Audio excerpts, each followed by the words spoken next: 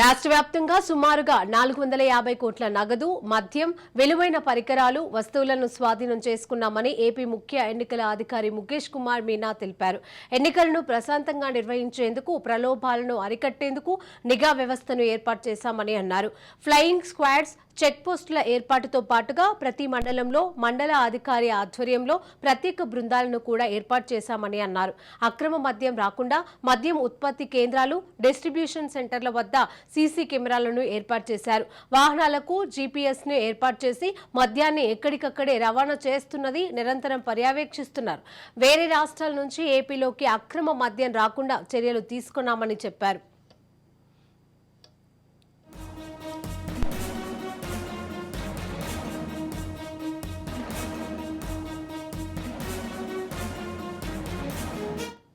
రాష్ట్రంలో 12,400 సున్నిత, అతి సున్నిత పోలింగ్ కేంద్రాలను గుర్తించి అక్కడ వెబ్ కాస్టింగ్, కేంద్ర బలగాలను వినియోగించడం, మైక్రో అబ్జర్వర్ల నియామకం, వీడియో రికార్డింగ్ చేయనున్నారు. రాజకీయంగా సున్నితంగా ఉన్న 14 నియోజకవర్గాలలో ఎన్నికల పరిశీలకులు సూచనల మేరకే వెబ్ కాస్టింగ్ ను ఏర్పాటు చేస్తున్నారు. వేసవిని దృష్టిలో పెట్టుకుని ఓటింగ్ రోజు ప్రత్యేక చర్యలు చేపడుతున్నారు. ఎండ తగలకుండా క్యూ లైన్ల వద్ద నీడ కోసం టెంట్లను ఏర్పాటు చేస్తున్నారు. మహిళలు, వృద్ధులు, విభిన్న ప్రతిభావంతులకు ప్రత్యేక క్యూ లైన్లను ఏర్పాటు చేసి ప్రశాంతంగా పోలింగ్ నిర్వహిస్తామని అన్నారు. తాగునీరు, వైద్య శిబిరాలను ఏర్పాటు చేయడంతో పాటుగా ఓటర్లకు ఎండ నుంచి రక్షణకు అవసరమైన జాగ్రత్తలను తీసుకోవాలని ముఖేష్ కుమార్ మీనా సూచించారు.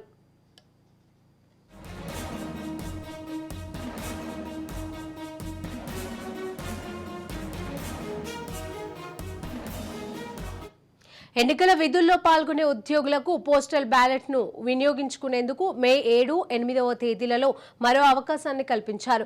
ఈ విషయాన్ని ఏపీ ముఖ్య ఎన్నికల అధికారి ముఖేష్ కుమార్ మీనా ప్రకటించారు. ఆయన ఆదివారం విజయనగరం జిల్లాలో పర్యటించారు. జిల్లా కేంద్రంలోని జేఎన్టీయూ, గురజాడ యూనివర్సిటీలో ఏర్పాటు చేసిన పోస్టల్ బ్యాలెట్ ఫెసిలిటేషన్ సెంటర్ కు వెళ్లారు. ఓటింగ్ కు చేసిన ఏర్పాట్లు, హెల్ప్ డెస్క్లు, క్యూ లైన్లు, ఓటింగ్ ప్రక్రియ, పోలింగ్ బూత్లను ముఖేష్ కుమార్ మీనా సందర్శించారు. జిల్లాలలో పోస్టింగ్ బ్యాలెట్ల కోసం, ఓటింగ్ కోసం చేసిన ఏర్పాట్లను, ఎన్నికలు స్ట్రాంగ్ రూమ్ ఏర్పాట్లను జిల్లా కలెక్టర్, జిల్లా ఎన్నికల అధికారి నాగలక్ష్మి ఆయనకు వివరించారు.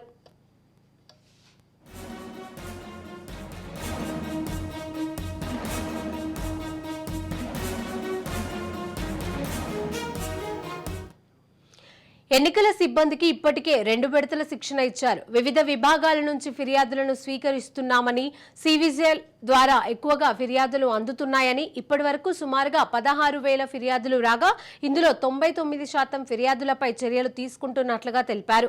ఈసీ కార్యాలయానికే 500 ఫిర్యాదులు అందాయని, వీటిలో 450 ఫిర్యాదులపై చర్యలు తీసుకున్నారు. సోషల్ మీడియాలో వచ్చే పోస్టులపై ఫిర్యాదు వస్తే వెంటనే చర్యలు తీసుకుంటున్నట్లుగా తెలిపారు.